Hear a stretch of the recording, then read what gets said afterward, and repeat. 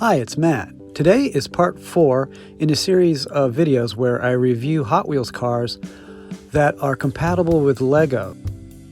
They have little pieces that can be put on them that are actually made by Mega Constructs, which is Mattel's version of Lego.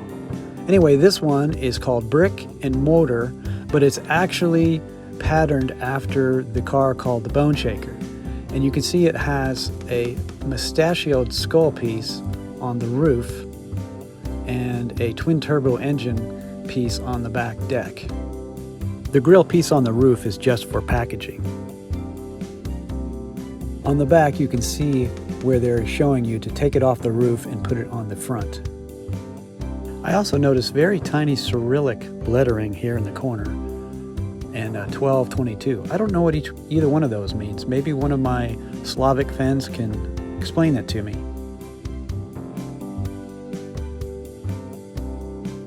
Underneath is a die-cast base where the plastic body is riveted through.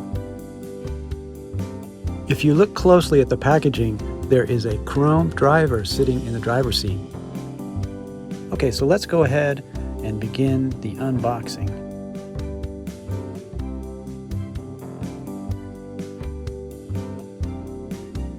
Okay, so here's a closer look at our supposedly chrome skull piece, like it looks like on the packaging. Does that look like chrome to you?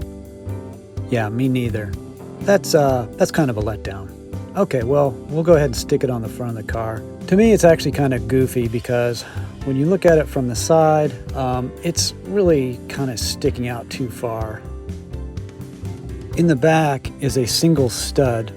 A 1x2 piece can be fit into the passenger side door,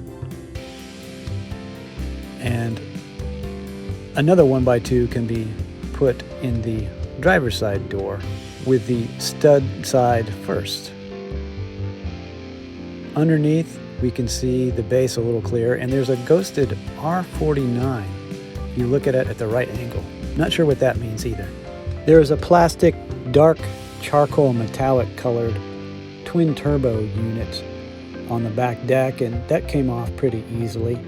I noticed that there's actually 2 seats inside of the cabin, yet on the packaging it shows that there is a chrome driver, which is maybe something that was dropped after the artwork.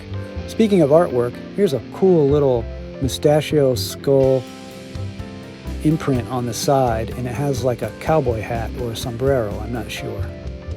But it's pretty neat little detail. Here's a look at the engine piece, and you can see the Hot Wheels logo is embossed into the top, the Hot Wheels banner. And I believe those inlet and outtakes are compatible with one stud. So you could do some neat things with that, I'm sure. Here's the bottom side of that engine unit. It's a 1x2. Looking from the top, there are 6 studs on the cab, 2 on the back, and 3 on the hood. Now let's look at our first design, which I call the Little Red Ride-On Hood, because essentially where the driver sits here, he is riding on the hood of the Bone Shaker car underneath.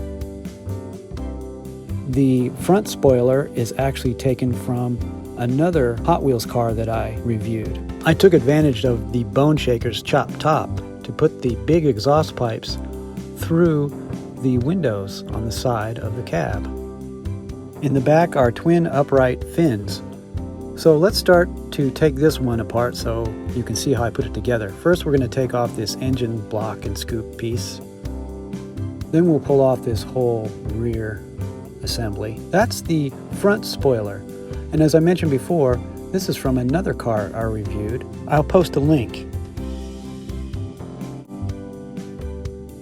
We're going to take off the back deck, and now you can start to see the roof of the cab below. This windshield just kind of sits in there by gravity and sort of pinched in there. Take the front fenders off. And here's a little trick. These 1x2s are being wedged into that little gap for the windshield between the visor and the cowl. And I'll just pull these side pipes out. They fit nice and snugly in there. For my second variation, I work off the body provided, and I call this one the Beast of Bonneville because this reminds me of a Bonneville salt flat racer that has been chopped and modified to be streamlined to set speed records. In the back, I use that spoiler from the car I mentioned before, and the engine unit I use is from yet another one I reviewed called the Custom Small Block, and I'll put a link for that too. It's got twin carbs up top and a canted grille. My third MOC variation I call the Little Red Fahrvergnügen because it's kind of a cross between the famous Little Red Wagon wheel stander, but it's a Volkswagen truck in this case. I really like it because you'd never guess that the Bone Shaker car is hidden underneath. So to show you how I built this, we'll take it apart. Here's what the cab looks like from the top, and we'll take a look underneath.